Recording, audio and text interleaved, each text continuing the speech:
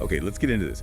Because usually when we sit down to do one of these deep dives, we're looking at something that feels, well, manageable. Right, something you can put your arms around. Exactly. A new tech trend, maybe a shift in global supply chains, something like that. Mhm. But today we are looking at a number that, honestly, it just made my jaw hit the floor. It's a scroll stopper. It is. I had to double check I wasn't reading a parody account or some kind of a meme. A very well-produced meme, if it was. So let's set the scene for everyone listening.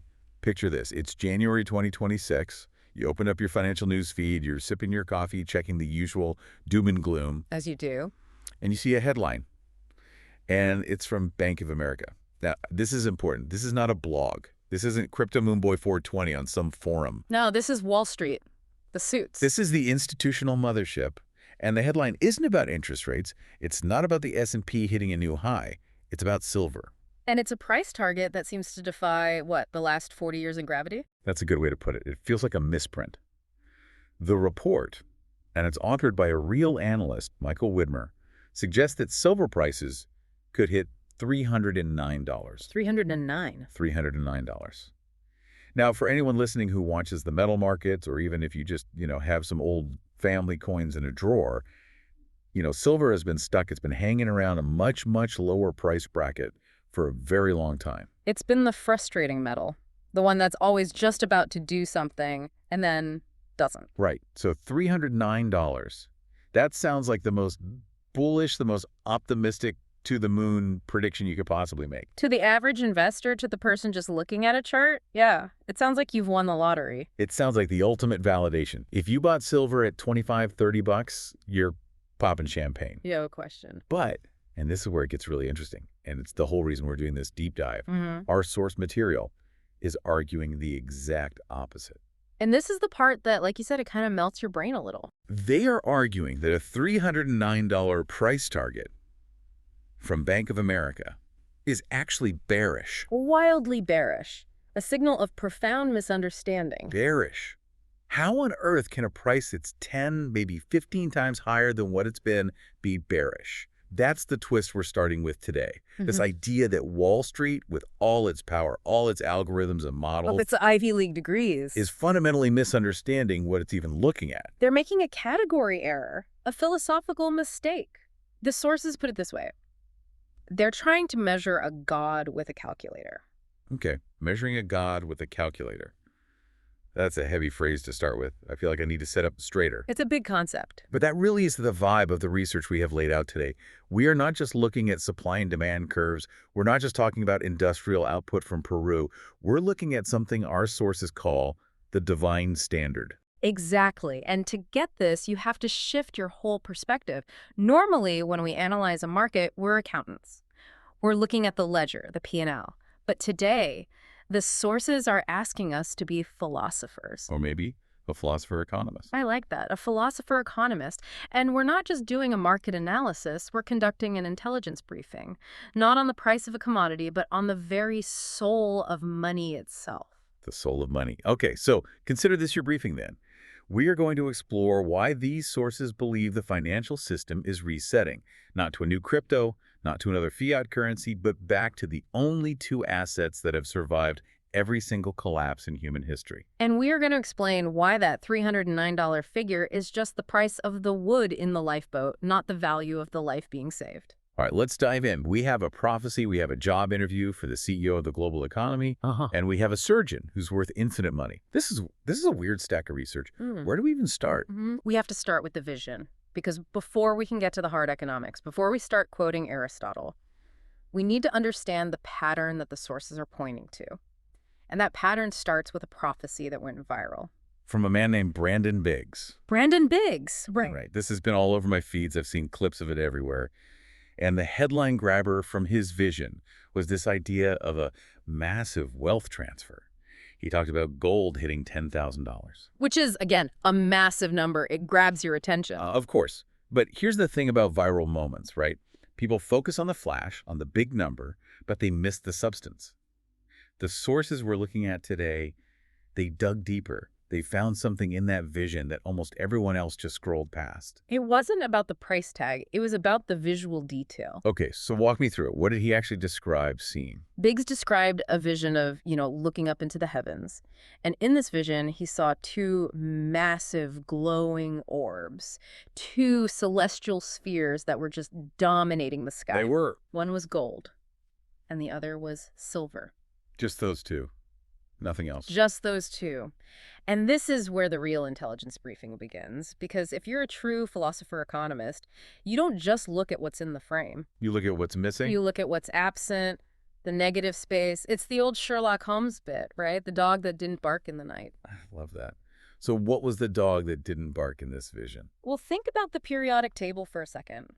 Yeah. Think about all the metals that we use to run our modern world. I mean, the device you're listening to us on right now is packed with them. Sure. Where was the platinum? Platinum is a big one. It's more valuable, or at least rarer, than gold, isn't it? Significantly rarer. It's the prestige metal. It's the platinum card, the platinum record. It's supposed to be the top tier, but it wasn't there. It wasn't in the sky. Okay. Interesting. What else was missing? Where was the copper? I mean, copper is the central nervous system of our electrical grid.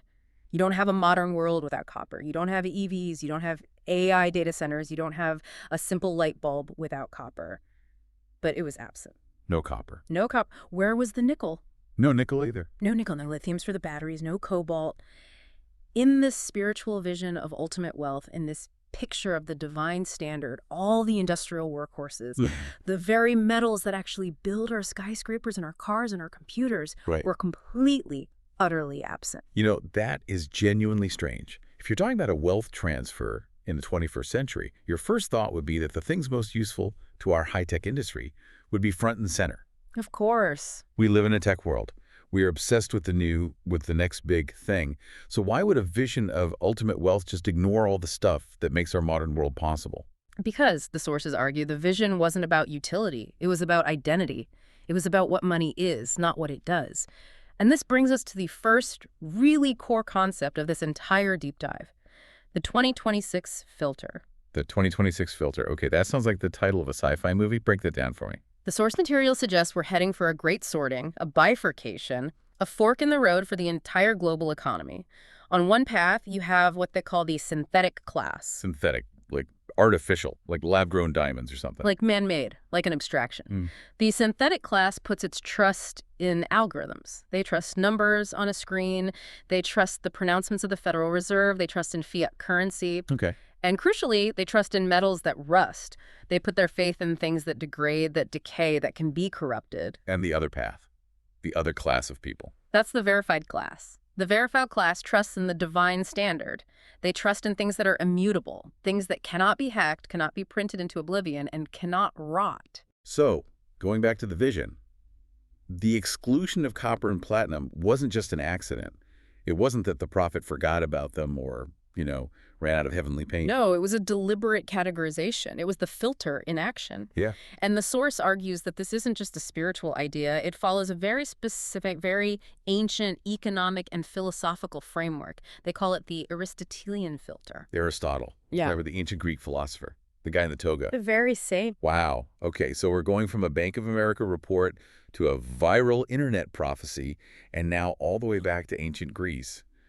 This is quite a journey. We have to, because Aristotle was one of the first thinkers to really sit down and ask the fundamental question, what makes money money? Not what can we use as money, right? Because you can use anything. Exactly. You can use seashells, you can use giant stone wheels on Yap Island, you can use cigarettes in prison. You can use a digital token with a picture of a dog on it. You can absolutely use a digital token with a dog on it. But Aristotle wanted to know what makes sound money. What is the perfect vessel for storing human time and energy? If you work hard today, how do you freeze that effort so you can use it 20 years from now or 100 years from now? And he came up with a checklist, a series of tests. Okay, I like checklists. It makes something abstract feel very concrete. So how do we apply this ancient Greek checklist to our modern world? This is where the source material uses a brilliant analogy. I want you to imagine the entire global economy is a single corporation. A massive, sprawling global entity. Let's call it Earth Incorporated. Okay, I'm with you. Earth, Inc. I'm picturing a huge glass building that covers a continent. Right. And Earth Inc. has a job opening, a huge one. The position is CEO of value, or, more simply, money. The economy needs to hire a new asset to be its standard, to lead it. Because the current CEO, the US dollar, is maybe looking a little shaky. He's old, he's tired, he's been diluted and photocopied a few too many times.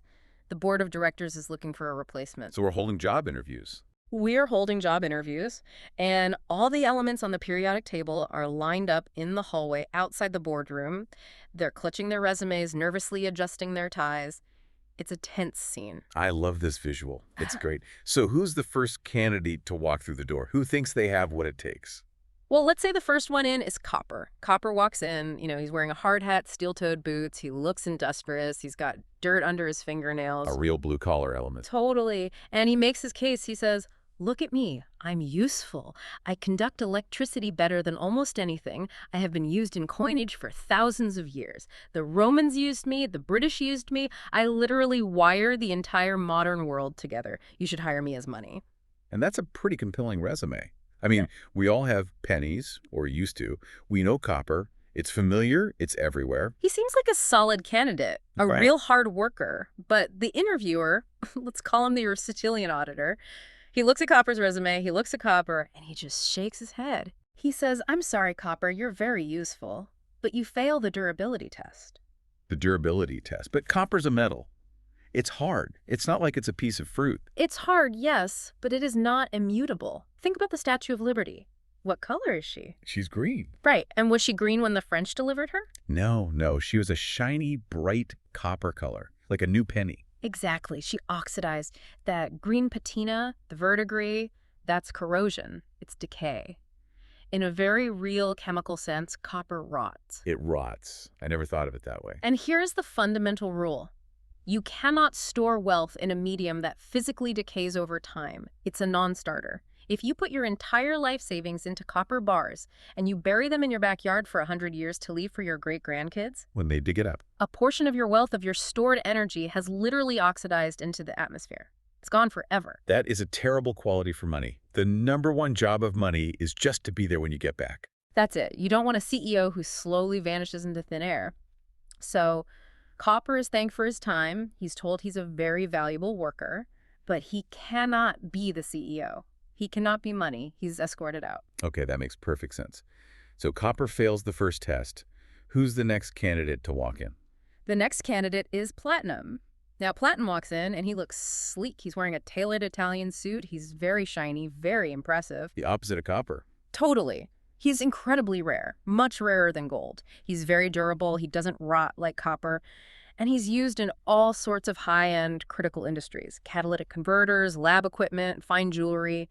He thinks he's got the job in the bag. He's the elite candidate. I feel like Platinum is the candidate with the MBA from Harvard and a recommendation from a senator. That's him, exactly. Very sophisticated. But the auditor looks at him, listens to the pitch, and says, "I'm sorry, Platinum. You're very impressive, but you fail the recognizability test." Recognizability. But I know what Platinum is. Everyone knows what Platinum is. It's the level above gold on my credit card rewards program. You know the concept of platinum, but do you know the metal itself? If I put a 1-ounce silver coin and a 1-ounce platinum coin on the table in front of you right now, and I stripped away all the labels, could you tell me with 100% certainty which was which, just by looking at them? Honestly, Yeah. no, probably not. They're Okay. both just shiny white metal, I'd be guessing. And that's the problem. It looks too much like silver to the untrained eye. But there's a much deeper failure here, a historical one. Do you know when platinum was formally discovered and identified by science? I would have assumed a long time ago. With the Romans or something? Not even close. Not in the grand scheme of human civilization. It wasn't formally identified and isolated until the 18th century. The 1700s. Yes. A Spanish mathematician named Antonio de Ulloa in 1735. Before that, when the conquistadors found it in the riverbeds of South America, they had a name for it. They called it platina, Platina. which means little silver. They thought it was unripe silver. They considered it a worthless nuisance, an impurity they'd find when they were panning for gold. They would literally throw it back into the rivers to let it ripen into proper silver. They threw away platinum. That is physically painful to hear right now. It's unbelievable from our perspective, but it proves the point perfectly. For the vast majority of recorded human history, through the Egyptians, the Greeks, the Romans, the entire Middle Ages, the Renaissance platinum did not exist in the collective human psyche as a monetary metal. It has no history, no track record. So it hasn't been money for long enough for people to trust it instinctively. Precisely. Money is a technology of trust. And that trust is built over millennia.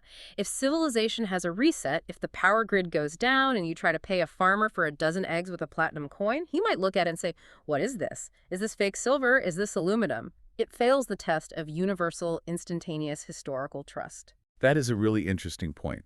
Money has to be a language that everyone, everywhere, speaks fluently. And platinum is like some obscure academic dialect that only a few people know. Perfectly put. So platinum is thanks for his time, but he's out. Okay. The field is narrowing. Who's next? Let's bring in nickel. Nickel. Sturdy. Reliable.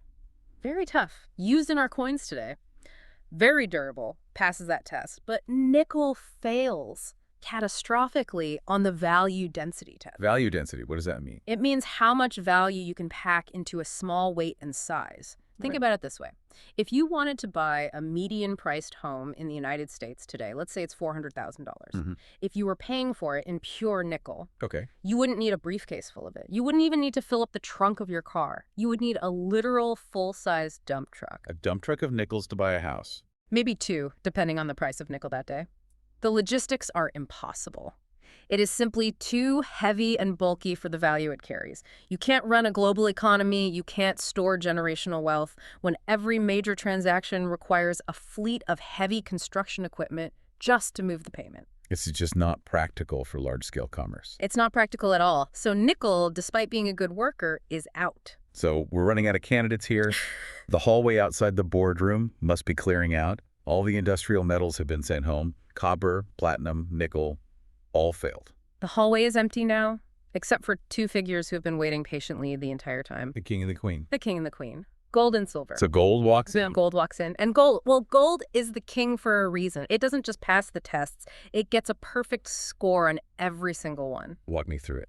Durability. It's totally indestructible. It's a noble metal.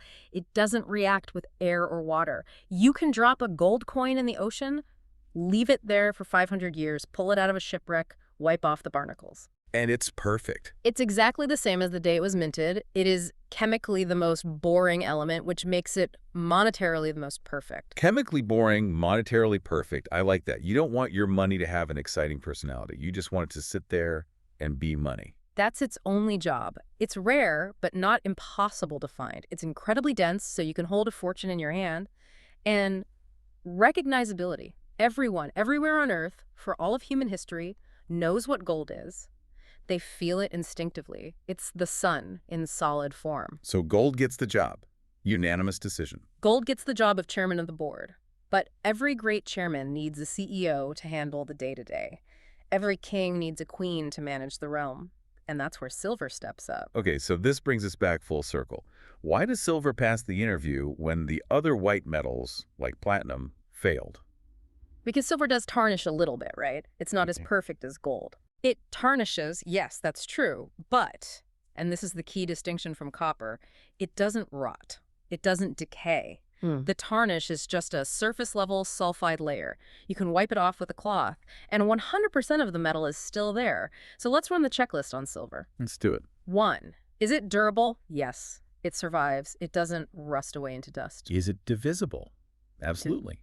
This is its superpower. You can break it down into tiny amounts for small, everyday trade. You can buy a loaf of bread or a gallon of milk with a small silver coin. Right, you can't really do that with gold. A single gold coin is too valuable. You'd need a microscope to shave off enough gold dust to buy a cup of coffee. You'd be paying with atoms. It's not practical. This is the classic distinction. Gold is for buying the castle. Silver is for paying the army. Gold is for kings. Silver is for gentlemen. And for the everyday person. And for the everyday person. 3. Is it recognizable universally? Every major culture on Earth has used it as money for thousands of years. And 4, and this is the crucial test where it beats platinum, is it rare? It is rare. It is rare, but, and this is the absolute key to its role, it is not too rare.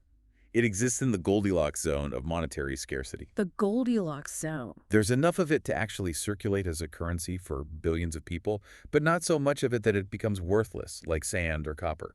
Platinum's too rare. There's not enough of it to go around for daily commerce. So silver hits that perfect sweet spot. It hits the perfect monetary balance. And this brings us right back to that prophecy. The reason the vision only showed two massive orbs, gold and silver, isn't because the prophet had a personal bias for jewelry. It's because the system, the divine standard, is hard-coded. It's designed to reset to the only two assets that actually pass the job interview. It's not random. The source material argues it's inevitable. It's a reversion to the mean. It is. When the synthetic currencies and assets fail, and history shows that 100% of them eventually do, humanity doesn't start experimenting. We don't suddenly decide to make money out of zinc or lead. We revert to what has always worked. We go back to the winners of the Aristotelian job interview. So, if that's the case, if silver is the ordained queen of money, the CEO of Earth, Inc., then why on earth is Bank of America only predicting $309? I mean, $309 is a lot better than $30, but if it's truly God's money, shouldn't it be worth, I don't know, a lot more? And that is the billion, maybe trillion-dollar question. And answering it leads us to what is possibly the biggest categorical misunderstanding in the entire financial world right now. It's the difference between valuing the worker and valuing the soul. The worker and the soul. Okay, this sounds deep. Let's dig into this because Bank of America, Michael Widmer's team, they're using a specific methodology to get to that $309 number. It's not just pulled out of thin air. No, not at all. They're doing standard by-the-book financial analysis. They're looking at industrial usage. They're building spreadsheets that say, okay, the green energy transition means more solar panels. Solar panels need silver. The AI boom means more data centers. Those need silver contacts. Electric vehicles need silver. Right. Demand is going up, supply from the mines is tight, therefore prices will rise. It's logical. It makes perfect logical sense in a normal world where the system is stable. They're also looking at historical ratios. They're saying, well, if the gold to silver ratio simply returns to its 1980 levels and gold is at X price, then silver mathematically goes to $309. It's a math problem for them. Okay, so it's just a math problem. It's just a math problem. But the source material argues that this entire method, while logical, is fundamentally flawed because it values the metal based on its utility, not its essence. Utility versus essence. Okay, give me an analogy. Make it real for me. Okay, let's use the surgeon analogy from the source. I want you to imagine you're in a hospital. You get to meet a world-class surgeon, the best of the best. This person has saved presidents, kings, titans of industry. Okay, I'm shaking his hand. He's got that calm, confident surgeon vibe. Now, imagine a Wall Street analyst is standing right next to you, evaluating the surgeon. The analyst pulls out a clipboard and a stopwatch and starts taking notes. He says, okay, look at his hands. Very steady. He can cut flesh at a rate of X centimeters per second. He can stitch wounds very efficiently. Based on his manual labor output and the going market rate for cutting and stitching, I value this man's time at $500 an hour. Okay, that's a great wage. But it feels very clinical. It's reducing him to a machine. It is. That is valuing the worker. Yeah. It's valuing him based on his mechanical utility. How fast can his hands move? What is his output? Right. Now, let's change the scenario completely. Imagine you are dying. Imagine you have a rare, complex condition that only this one surgeon on the entire planet can fix.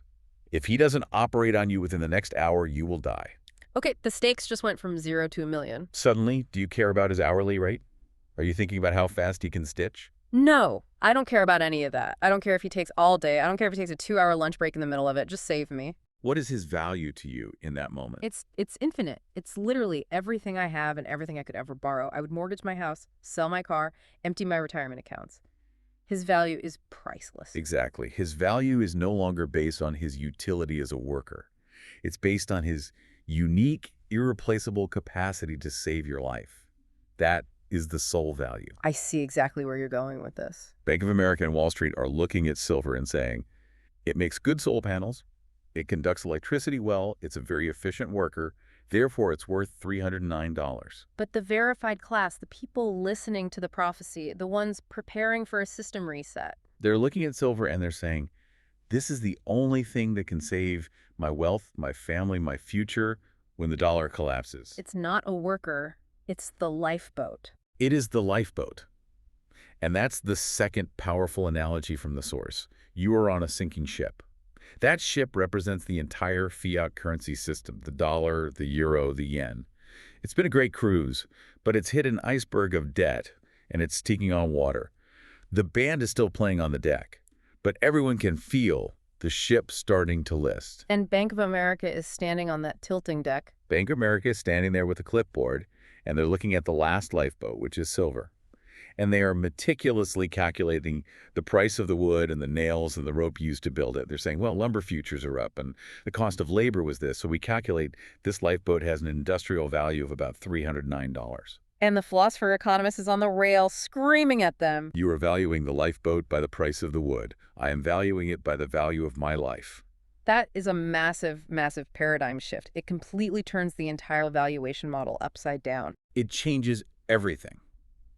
Because when the panic hits, when the cold water finally washes over the deck and everyone runs for the lifeboats at once, you don't pay market value for a spot. You don't get to negotiate. You pay whatever it takes. The price goes vertical. It goes infinite. So the $309, that's just the valuation of the worker. That's the price of silver if it stays as just another industrial commodity in a stable system. Precisely. $309 is what silver is worth if the world stays relatively normal and we just need to build a few more solar farms. Yeah. But if the divine standard kicks in, if the system resets and people need a lifeboat, $309 isn't the ceiling. It's the floor. It's the launching pad just before ignition. This really helps explain that phrase from the intro, measuring a god with a calculator. You can calculate industrial demand. You can put solar panel production into a spreadsheet. But you cannot calculate the monetary premium. You cannot create a formula for the value of trust in a world where all trust has been broken. That value is emotional, it's psychological, it's spiritual, and in a panic, it becomes functionally infinite. You cannot put fear or panic or hope into an Excel cell. Okay, so we have established that silver passes the Aristotelian job interview. It is the queen. We've established that Wall Street is fundamentally undervaluing it because they're using the wrong metrics. They're looking at the worker, not the savior. But this brings up a really practical question. If this wealth transfer happens, if silver does go vertical, not just to $309, but far beyond, what's the point? The point. Yeah, I mean, why hold it? Is the ultimate goal just to get rich? Is this just another get-rich-quick scheme, but with a shiny metal instead of a meme stock or a crypto coin? Because usually when people talk about these moonshots, they're talking about cashing out to buy a Lamborghini. That is the great temptation, isn't it? Yeah. To see this coming and to treat God's money like it's just a casino chip. To think, okay, I'll buy silver at $30, I'll sell it at $5,000, and then I'll buy a yacht and retire. Exactly, the Lambo mindset. The source material is very, very firm on this point. That is the dragon mentality. Dragon, like Smaug from The Hobbit, just sitting on a giant pile of gold. Exactly. Hoarding for the sake of hoarding, sleeping on the wealth, counting it, letting it define you. If you approach the coming divine standard with a dragon mindset, you are missing the entire point of the prophecy. You are missing the reason the wealth is being transferred in the first place. So if it's not about getting rich in the traditional sense, what is the point? The point is stewardship. The source introduces this powerful counter-metaphor, the ark. The Ark. Like Noah's Ark. Exactly like Noah's Ark. In the context of a 2026 reset or any major financial collapse, true wealth isn't about luxury. It's not about what you can buy. It's about capacity. Capacity to do what? Capacity to help. Imagine a world, just for a moment, where the banks are closed for a week, a bank holiday, or maybe a month. A world where your credit cards don't work, your debit cards don't work. A world where the digital synthetic system is frozen or being reset. That's a scary thought. But we've seen glitches. We've seen payment systems go down for hours. It's not impossible. In that world, if you have zero real assets, zero silver, zero gold, you are a dependent. You are completely reliant on the authorities. You are waiting for the government to save you, for them to issue you a new digital currency. You are waiting for a handout. You're helpless. But if you hold the divine standard, if you've built your ark, then you have capacity. You have the capacity to help your neighbor who can't feed their kids because their EBT card is down. You have the capacity to keep your local community running. you become a pillar of stability in the chaos. You become the local bank. You can buy food for your family, yes, but you can also help fund a community garden. You can facilitate trade and commerce when the main system is completely shut down. The smart money, the truly smart money, the verified class, They aren't buying silver to get rich in fiat dollar terms. They're not thinking, oh, great, I'll have more paper dollars later. They're thinking about building a new system. They're opting out. They are buying silver to opt out of what the sources call the beast system. They are buying it to build a parallel economy. A parallel economy. That's a phrase we hear a lot these days, but in this context, it feels very literal, very tangible. It is literal. An economy based on real value, not on debt. An economy based on the principles of the verified class, not the synthetic class. So it's a defensive move to protect yourself, but it's also a deeply constructive one. It is entirely constructive. Yeah. The source material has this really beautiful core maxim that sums it all up. Wealth is not a prize, it's a responsibility. Wealth is not a prize, it's a responsibility. I like that. It puts the weight on you. It's not a lottery ticket. If you were given the foresight to understand this, if you're given the eyes to see the divine standard for what it is, while Bank of America is still fumbling with their calculator, that isn't just luck. That is a call to action. It's a call to stewardship. You are being positioned to be a leader, a provider, a source of stability for what comes after. I really appreciate that framing. It completely takes the greed out of the equation. It takes the speculative anxiety out of it. It makes it about prudent, responsible preparation. And it frames the act of buying and holding an ounce of silver, like a silver eagle, not as a trade. You're not going long on a commodity. You are casting a vote for reality. A vote for reality? Every single physical ounce you hold is a tangible vote that says, I believe in the immutable laws of nature. I believe in the laws of physics and chemistry. I believe in the thousands of years of human history that passed the Aristotelian tests. And I do not believe in the infinite printing of paper promises backed by nothing. That is a very powerful way to think about it. It really elevates this entire conversation beyond just number go up. It has to. Because if your only motivation is number go up, you will absolutely sell too early. You'll see the headlines, you'll see it hit the Bank of America target of $309, and you'll get weak hands. Right. You'll hit their target, your broker will call, and you'll cash out back into dollars. And in that moment, you will be standing on the deck of the sinking ship with a pocket full of wet paper, watching the last lifeboat float away into the distance without you. And that is the ultimate tragedy. Oof. That is a stark image, the lifeboat floating away while you're holding a bag of what used to be money. So to bring this all together, to summarize the philosopher-economist's intelligence briefing here, the $309 prediction from Bank of America is a signal. It's a hugely important one. It's a signal that the mainstream is finally, slowly waking up. But they're waking up in a daze. They're seeing the shadow of the truth, not the truth itself. They see the industrial metal, we see the monetary metal. They see the worker. We need the soul. The final verdict is this. $309 is the floor. It's not the ceiling. And the call to action is, do not get distracted by the other industrial metals that failed the job interview. Copper, platinum, nickel, they have their uses. They're great workers. But they are not the CEO. They are not money. Stick to the king and queen. Stick to the winners of the job interview. Stick to the divine standard. You know, this has been a truly fascinating journey. We started with a single shocking headline about a price target, and we've ended up discussing the fundamental nature of reality and our moral responsibility to the future. Well, that's the nature of a real deep dive, isn't it? You pull on one little thread, and you find out it's attached to the entire tapestry of the universe. It really is. And I think the challenge, the final thought for the listener today is pretty clear. The source material poses a very direct question. Which class are you in? Are you in the synthetic class? Are you placing your trust, your family's future, on the grid, on the algorithm, on things that rust, and on the promises of people who have broken them before? Or are you working to be in the verified class? Are you holding assets that have passed the test of time? Assets that possess a soul? It's a question that only you can answer for yourself. But as the source material says in its final closing sentiment, the future belongs to the owners. The future belongs to the owners. Definitely something to think about as you look at your portfolio, or even just the change in your pocket. Thank you for joining us on this deep dive into the divine standard.